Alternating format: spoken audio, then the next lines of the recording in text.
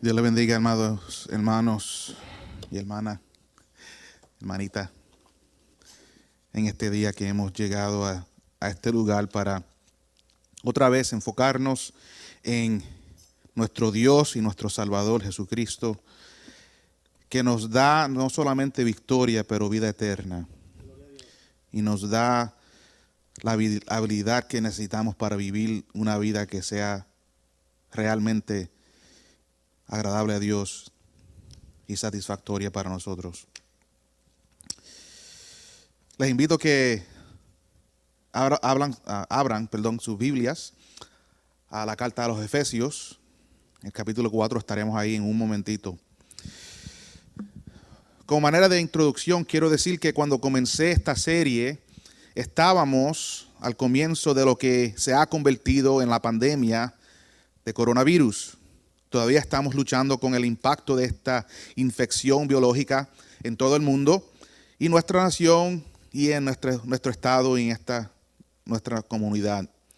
Sin embargo, a pesar de todo la incertidumbre creada por esta crisis global, la iglesia se ha enfrentado a su propio conjunto de desafíos. Sé que muchas personas hablaron en el 2017 que el 2020 sería un año en el que nuestra visión sería un poco más aguda. Y estoy seguro que muchos no pudieron dejar pasar la oportunidad de utilizar la idea de la visión 2020, como yo no sé si Espejuelo sé algo de eso, como una manera conveniente para promover lo que Dios iba a hacer. Pero Dios tiene su propia manera de aclarar nuestra visión y hemos tenido que encontrar formas nuevas y creativas de adorar y ministrarnos unos a otros y al mundo. Los malos hábitos se han sido expuestos. Las suposiciones han sido cuestionadas. Los dones espirituales han sido despertados. Y más importante para mí, la necesidad de la iglesia se ha ampliado. No podríamos haber predicho en enero dónde nos encontraríamos hoy. Y no sé de una sola persona que podría haberlo previsto. Todos nos hemos visto obligados a mirarnos a nosotros mismos y a nuestros vecinos y hacer una pregunta muy simple. Es una pregunta en la que no siempre queremos pensar, pero debemos hacerlo si vamos a seguir creciendo. Y esa pregunta es esta: ¿quién soy yo? Más importante aún, esta breve pregunta, si aceptamos sinceramente lo que nos pide, puede mantenernos creciendo y avanzando hacia donde Dios quiere que estemos. Puede ser el combustible que nos lanza a lo que Dios ha preparado. O puede convertirse en un peso que nos hace tener miedo. Un poco de miedo de abrazar quién es Jesús en nosotros. Este mensaje será el mensaje final de una serie de mensajes que me sentí obligado a comenzar en febrero. En ese momento no sabía cuán importantes serían estos mensajes. Podría decir que han sido importantes para la vida de esta congregación, del cuerpo del Señor. Pero no quiero hablar por nadie más que yo mismo. Estos mensajes han sido importantes para mí. Me he visto obligado a pensar más claramente sobre lo que significa ser parte del cuerpo de Cristo. Me he visto obligado a agudizar mi pensamiento sobre el papel en la vida de esta congregación local que yo tengo que jugar. Y me he visto obligado, y mi propio sentido de lo que significa ser miembro de esta congregación se ha elevado, porque me han recordado qué privilegio es ser parte de lo que Dios está haciendo en el mundo a través de todos nosotros. Así que al concluir esta serie sobre la membresía de la iglesia hoy, quiero recordar brevemente dónde hemos estado hasta ahora. Hemos visto la imagen que el apóstol Pablo eligió como su imagen principal para describir la iglesia. que la iglesia es un cuerpo y que cada miembro pertenece al cuerpo y tiene un propósito para su presencia dentro de él. Cuando tomamos una mirada tomamos una mirada más intencional al hecho de que la misión de la iglesia es la proclamación del Evangelio de Jesucristo, que existimos para comunicar un mensaje específico a tantas personas como podamos. Tratamos de mostrar que la forma más directa de lograr esta misión es ir al mundo haciendo discípulos.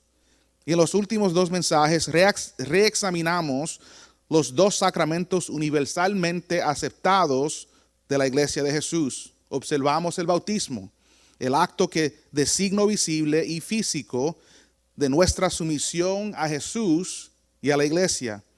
Y luego miramos a la cena del Señor, el lugar donde todos podemos venir y encontrar que se ha establecido un lugar para que nosotros podamos participar.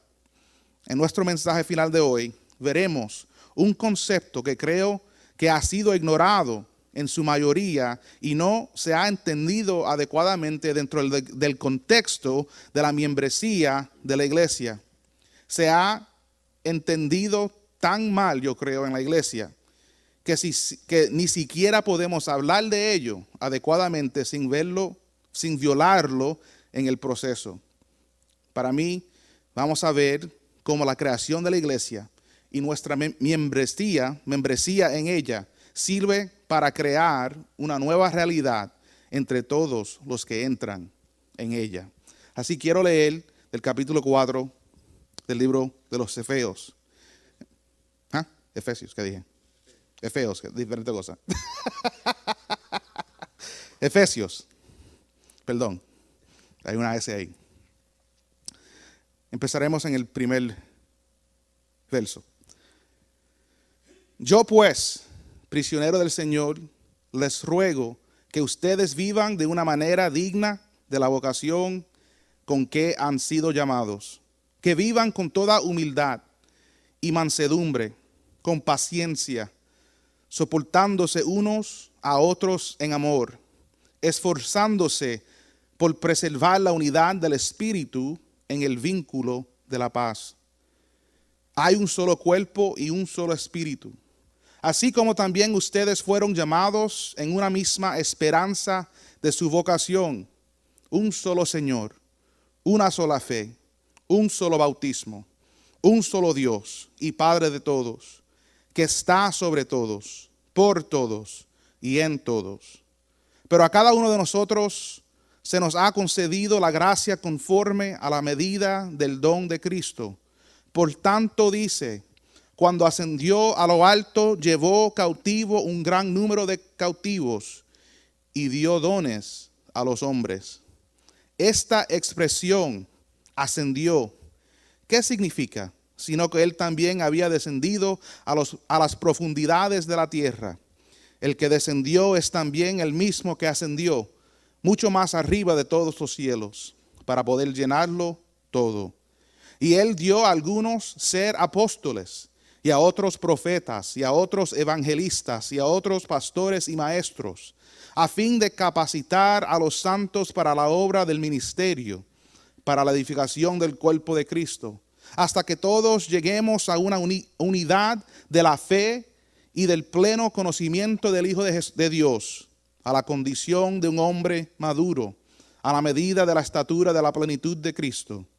Entonces ya no seremos niños, sacudidos por las olas y llevados de aquí para allá por todo viento de doctrina, por la astucia de los hombres, por las artimañas engañosas del error. Más bien, al hablar la verdad en amor, creceremos en todos los aspectos en aquel que es la cabeza, es decir, Cristo, de quien todo el cuerpo, estando bien ajustado y unido por la cohesión que las coyunturas proveen, conforme al funcionamiento adecuado de cada miembro, produce el crecimiento del cuerpo para su propia edificación en amor. Que Dios bendiga la lectura de su palabra en este día. Me gustaría hablar con ustedes esta mañana sobre el tema: la unidad duradera requiere un compromiso que nunca termina. La unidad duradera requiere un compromiso que nunca termina. No es mi costumbre leer tanto para un pasaje porque hay mucho ahí y no va a tener suficiente tiempo de atacar todo lo que Pablo nos dice. Pero quise leer el pasaje entero porque quería asegurarme que teníamos una idea completa de lo que el apóstol Pablo decía. Originalmente había seleccionado un pasaje diferente para este mensaje, pero esta semana me sentí provocado a cambiar mi atención a la carta a los Efesios. El otro pasaje nos hubiera dado una imagen de cómo se veía la iglesia primitiva cuando comenzó a expresarse en el mundo. Es un pasaje bueno y es una imagen bella, pero para mí sentí que no era el lugar donde Dios quería que yo estuviera. El pasaje que estamos considerando hoy a menudo se ve en el contexto de los dones del ministerio que Pablo identifica, y son un foco importante porque fueron entregados por Jesús mismo a la iglesia. Me imagino que muchos de nosotros estamos familiarizados con lo que dice Pablo ahí. Pero por el bien de todos, permítanme resumir el propósito de estos dones ministeriales. Para decirlo de la manera más simple posible, estos dones ministeriales existen para entrenar y preparar a todos los creyentes para el ministerio al que hemos sido llamados. Ese ministerio fue discutido la semana pasada por el obispo Scott. Y ese ministerio es el ministerio de la reconciliación. Si la iglesia no puede cumplir esta misión, no estamos haciendo lo que Dios imaginó para su pueblo. Permítame ofrecer una visión general de lo que vamos a hacer hoy. El efecto combinado, escuchen, el efecto combinado de la obra de Cristo en la cruz para redimir a cada pecador que se arrepiente, y el ministerio del Espíritu Santo de empoderar a cada creyente que se someta, es producir en cada persona que camina en obediencia a los mandamientos de Jesús la vitalidad espiritual necesaria para que se sostenga la verdadera unidad que exalta a Dios. Te voy a decir de nuevo. El efecto combinado de la obra de Cristo en la cruz para redimir a cada creyente que se arrepienta, y del ministerio del Espíritu Santo que empodera a cada creyente para someterse a Dios. Esas dos cosas se combinan a producir un efecto en cada persona que camina en obediencia a lo que Dios ha dicho y ha dado como mandamiento, y crea en nosotros la vitalidad espiritual necesaria para que se sostenga la verdadera unidad que exalta a Dios. ¿Qué quiere decir eso? Porque es una oración larga, con muchas cosas ahí. Simplemente quiere decir que sin la aceptación del sacrificio de Jesús y sin nuestra sumisión a la obra del Espíritu Santo, no podemos vivir lo que decimos que creemos. Si no aceptamos lo que hizo Jesús y no aceptamos y nos sometemos a la obra del Espíritu Santo en nuestras vidas, nunca vamos a ver y nunca vamos a cumplir lo que decimos que creemos. La única realidad visible y relacional por la que Jesús oró específicamente fue la unidad de cada miembro de la iglesia. No unidad alrededor de causas o movimientos, sino alrededor del Evangelio, alrededor de la verdad, alrededor del mismo Jesús. Esa es la unidad que tenemos que buscar. Y me gustaría que consideremos, en base de las palabras de Pablo aquí, cómo Dios ha organizado la vida de la iglesia para producir la unidad que esperamos ver. Y quiero decir algo aquí, no voy a tener mucho tiempo para decir algo más de esto, pero quiero decir esto en una manera, como una advertencia correctiva. El tipo de unidad por la que Jesús oró no es posible entre el mundo y la iglesia. No podemos estar unidos con el mundo. El mundo está en desacuerdo con la mente y la voluntad de Dios. Así que tenemos que tener mucho cuidado cuando estamos hablando de la unidad y como iglesia con el mundo. Así, no voy a tener mucho tiempo de hablar de eso, pero quiero decirlo que yo lo sé, lo entiendo y está ahí en la parte de atrás de mi mente, pero no es parte de lo que quiero hablar hoy, porque me quiero enfocar en lo que Dios nos está diciendo a nosotros como iglesia, cómo es que nosotros podemos llegar a la meta de vivir en una unidad por la cual refleja el corazón y el deseo de nuestro Señor. Amén. Así que eso está ahí, pero para allá. Vamos a dejarlo afuera por ahora. Así que en nuestro tiempo me gustaría mostrar cómo Pablo nos guía a través de lo que yo creo son las 4 fases del plan de Dios para la unidad en el cuerpo de Cristo. 4 fases Él nos da aquí en este pasaje para mostrar que Dios sí tiene un plan para crear una unidad en el cuerpo de Cristo. Lo que esto significa es que si vamos a lograr la unidad, tenemos que entender lo que Dios está tratando de hacer en nuestras vidas. Y veremos cómo en estos 16 versículos se pueden dividir en 4 secciones distintas, cada una de las cuales se construirá entre sí como una casa hasta que obtengamos la imagen más completa del plan de Dios. Vamos a empezar. La primera fase del plan de Dios para la unidad es esta, y se encuentra en los primeros 6 versos, del 1 al 6. Dios quiere que cada creyente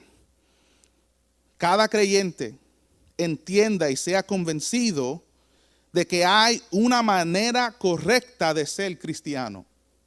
Hay una manera correcta de ser cristiano. En los primeros 6 versículos están sucediendo 2 cosas. Pablo le recuerda al lector que ser cristiano significa algunas cosas específicas. No son cosas como nublinas. Son cosas específicas que debemos de ver en cada persona que clama ser cristiano. No son solamente algunas palabras que las que rezamos o algunos hechos en los que creemos. El ser cristiano es algo específico y se puede notar en cómo el creyente se vive. Y Pablo aclara que ser cristiano se trata de convertirse en algo nuevo.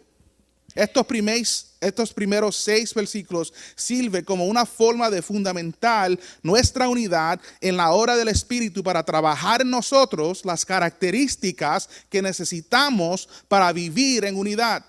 Si no tenemos estas características en nuestras vidas, la unidad nunca se va a cumplir. Esto comienza por entender lo que el Espíritu Santo está haciendo en la vida de todos los creyentes. Miren lo que dice Pablo: humildad, en mansedumbre, paciencia, amor mutuo. Estas son las características que se requieren para crear el tipo de unidad que Jesús oró que se cumpliera en su pueblo. Pero Él no termina ahí. Él dice que estamos inspirando, este cambio está inspirando una aspiración de mantener la unidad a través de ¿qué? De la paz. Cualquier cosa que funcione contra la paz funciona contra Dios y su plan. No importa el motivo, no importa lo que esté, la razón. Si lo que estamos haciendo no trae paz, no está de acuerdo con lo que Dios quiere que hagamos. El Espíritu Santo nos enseña. Él nos está enseñando hoy todo lo que necesitamos saber para hacer todo lo que Jesús murió para que seamos.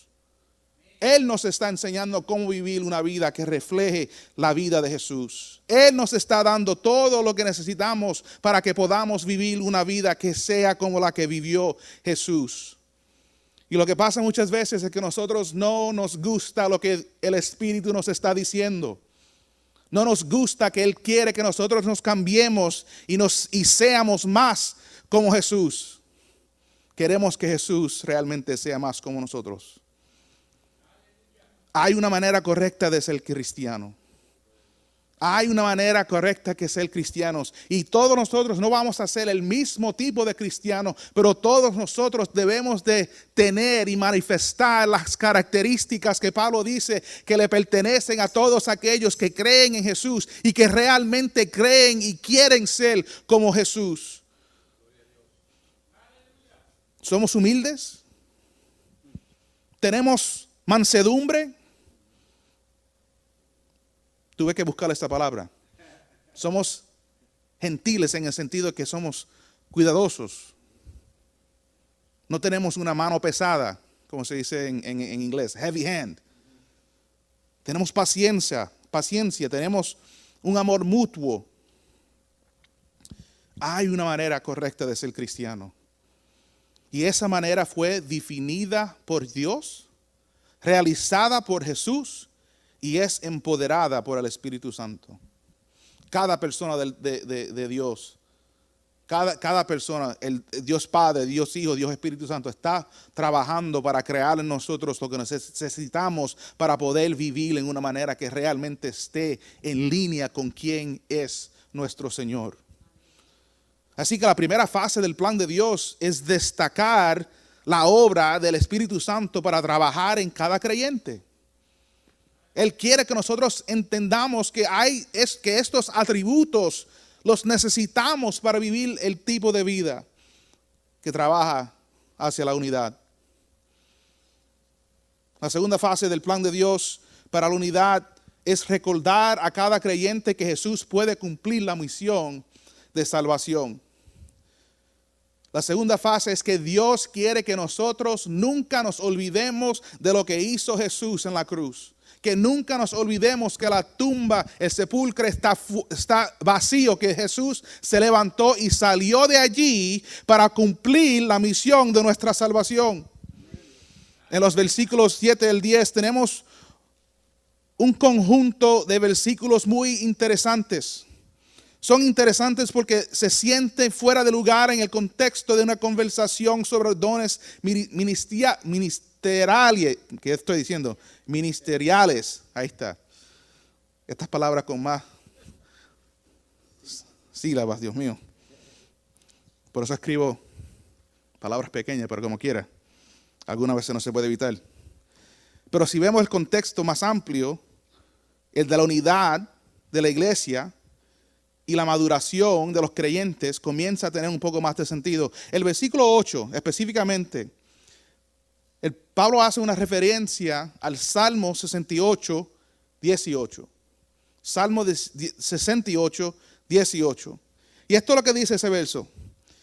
Tú has ascendido a lo alto, has llevado en cautividad a tus cautivos, has recibido dones entre los hombres y aún entre los rebeldes, para que el Señor Dios habite entre ellos. Qué interesante. Es interesante porque lo que Pablo escribe es diferente a esa referencia. Es diferente. Porque Pablo dice, cuando ascendió a lo alto, llevó cautivo a gran número de cautivos y dio dones a los hombres. Y dio dones a los hombres. Pero el verso original en el Salmo dice que recibe dones entre los hombres.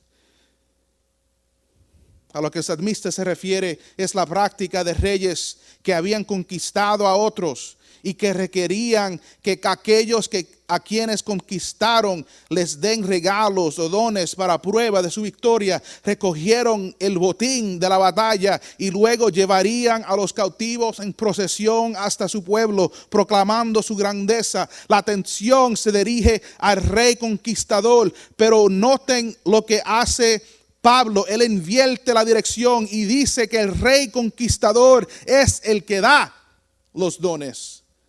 Él no está recibiendo dones, él no está recibiendo regalos de nosotros. Él viene, él gana la victoria y él le da a cada uno que viene a él y se somete a él, le da dones él a ellos. La confianza que podemos tener para nuestra unidad es que Jesús ganó la victoria sobre el pecado. Él ganó la victoria sobre la muerte. Él ganó la victoria sobre el infierno y nos da el botín de esa victoria. Él nos da su justicia.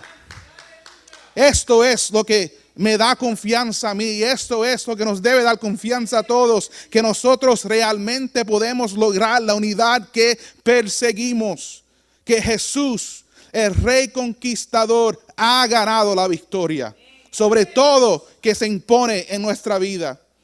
Podemos trabajar por la unidad porque el unificador mismo, el gran Rey y Maestro, nuestro Señor Jesús, nos ha proporcionado la evidencia de que no solo es posible tener unidad, sino es algo que debemos esperar. Él gana la victoria. Así que la segunda fase del plan de Dios es recordarnos a cada uno de nosotros que la victoria ya se ha cumplido, se ha ganado. Y la misión por la cual Jesús entró al mundo y vino y caminó entre los hombres fue para que nosotros podamos tener la confianza que se necesita para continuar moviéndonos hasta esta unidad.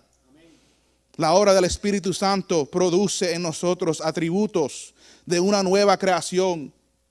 Y la victoria obtenida por Jesús nos da la confianza que necesitamos para entregarnos al ministerio que se nos ha dado por Dios. Pero Dios quiere fortalecernos para un ministerio más efectivo. La tercera fase del plan de Dios para la unidad es el liderazgo fiel de esos ministros asignados para equipar a los santos.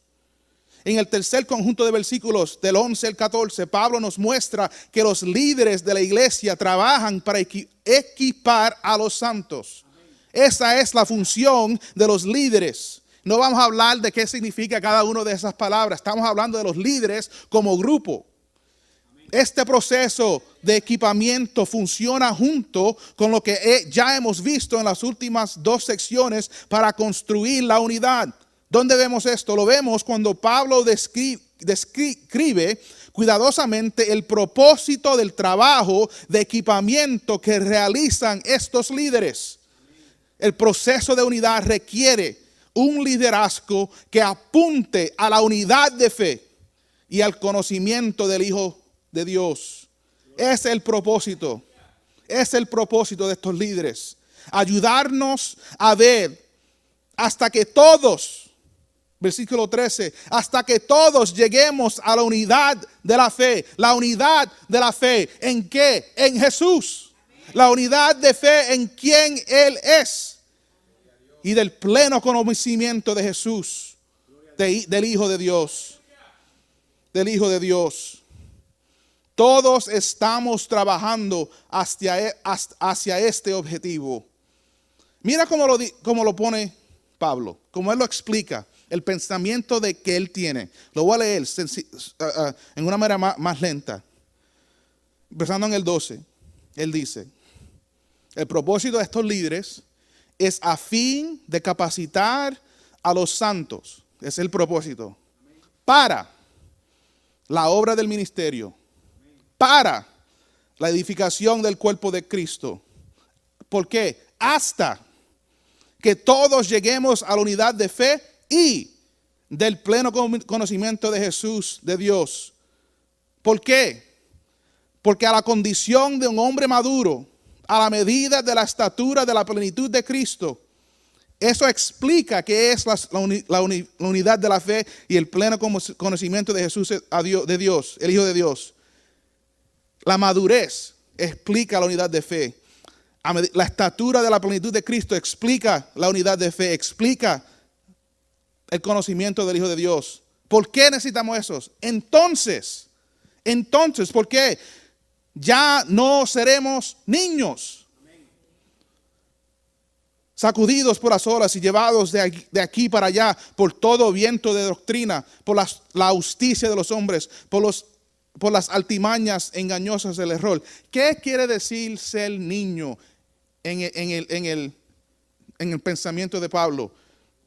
Sacudidos, llevados, la justicia de los hombres, las altimañas engañosas del error. Cada persona que se deja ir o se lleva por esta cosa es un niño espiritualmente. No entiende lo que Pablo está diciendo. No entiende lo que las escrituras están enseñando. No entiende lo que Dios quiere hacer en ellos. Así que sí, no tengo tiempo para explicar esto como debe ser. Pero quiero que vean que en cada una de estas cláusulas Pablo se está construyendo constantemente las razones por las cuales este trabajo de equipamiento es necesario. Pablo también nos muestra que a medida que estas realidades se afianzan en nuestras vidas, la unidad es una consecuencia natural. Que cuando nosotros recibimos esta instrucción, cuando somos equipados por nuestros líderes, cuando realmente nos sometemos a la enseñanza de la Biblia, no del hombre, pero sino que lo que el hombre está diciendo, el pastor, el apóstol, el evangelista está diciendo, realmente está señalando lo que Dios está diciendo. Cuando nos sometemos a esa enseñanza, podemos asegurarnos que viene por ahí esta unidad que queremos. Porque eso es lo que quiere Dios. Eso es lo que quiere Dios. La obra del Espíritu, la victoria de Cristo y el equipamiento de los santos por parte de los ministros asignados para esa obra. Esto es lo que Dios ha puesto en práctica para cumplir el deseo que Jesús expresó por su cuerpo. Trabajando juntos todas estas fases de este plan. Pero hay uno más. La cuarta fase del plan de Dios para la unidad es la continuación del proceso en cada generación de la iglesia. La continuación del proceso en cada generación de la iglesia. Eso se ve en los últimos dos versos, el 15 y el 16. Dios no comienza nada sin conocer primero el final. Dios no comienza nada sin conocer primero el final. Todo lo que Dios hace, lo hace con una razón. En la última sección de nuestro pasaje encontramos a Pablo describiendo que el resultado de nuestra madurez es la unidad. Cuando hayamos sido equipados, seremos efectivos en el ministerio. Cuando el cuerpo crezca, se apoyará a crecer más.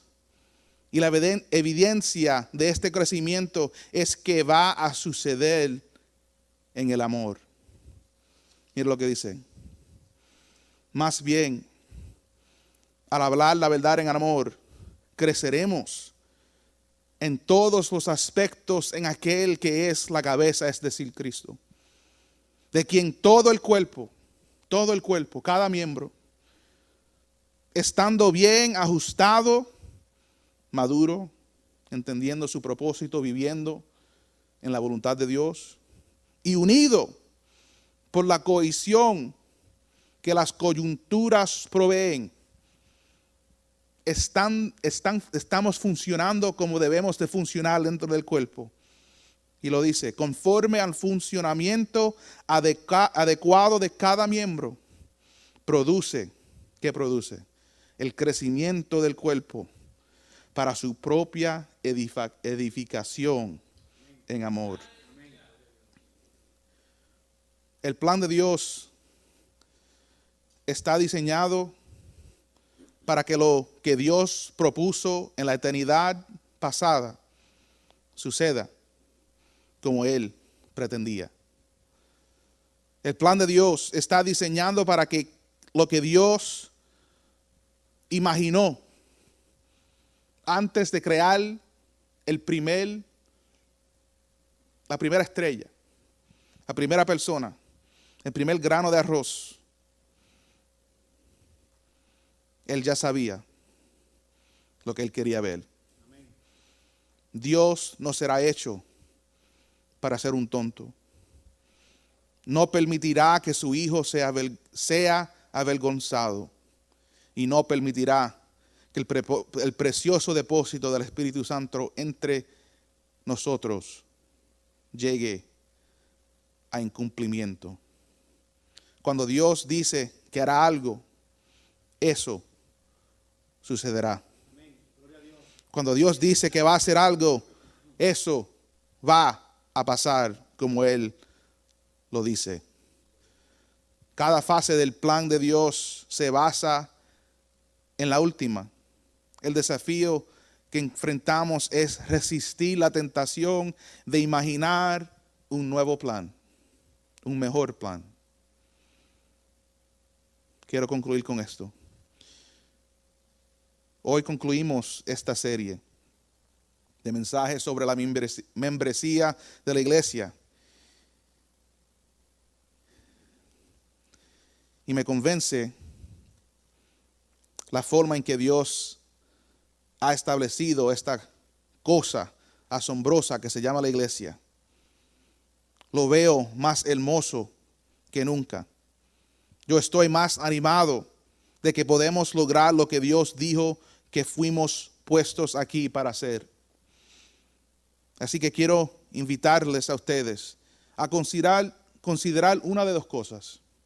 Primero, si ustedes no se han unido oficialmente a esta congregación, yo les pido que lo consideren hacer. Consideren hacerlo. Consideraría hacer de esta congregación el lugar que Dios usará para equiparlo y prepararlo para profundizar aún más su voluntad para su vida. Y segundo, si es miembro, quiero animarle a que se tome un tiempo esta semana y se haga esta pregunta. ¿Qué me ha estado pidiendo Dios que haga, que no he comenzado a hacer como miembro de esta expresión local de la Iglesia de Cristo? ¿Qué me está pidiendo Dios de hacer que todavía no lo he empezado de hacer? Entonces quiero decirle que hagan algo. Quiero que me lo digan a mí, o que se nos diga a nuestro pastor, el obispo Scott. Díganos, para que podamos ponernos de acuerdo, para poder apoyarle y continuar equipándolo para hacer lo que Dios le ha llamado a hacer. Oremos. Señor, te damos gracias por tu bondad. Te damos gracias porque tú sí tienes un plan para la unidad. Y esta unidad es la evidencia de que tus propósitos están siendo cumplidos en nosotros. Señor, te pedimos que nos ayude a someternos al liderazgo del Espíritu. Señor, que realmente que vivamos en una manera consistente con nuestro creer en el sacrificio de Jesús. Señor, que seamos humildes para recibir la instrucción de los líderes que has puesto en nuestras vidas. Te damos gracias, Señor, porque tú eres fiel. Porque tú eres fiel y tu plan se va a cumplir. Y yo quiero ser parte de ese plan, Señor. Yo quiero ser parte de ese plan. Y yo quiero que cada persona que esté aquí en este lugar o que esté viendo por el internet realmente quiera ser parte del plan. Y Señor, si queremos ser parte de este plan que tú has puesto en moción, te pedimos que nos ayudes a ser las personas por las cuales Jesús murió, que seamos. En el nombre de Jesús, te damos gracias. Amén y amén.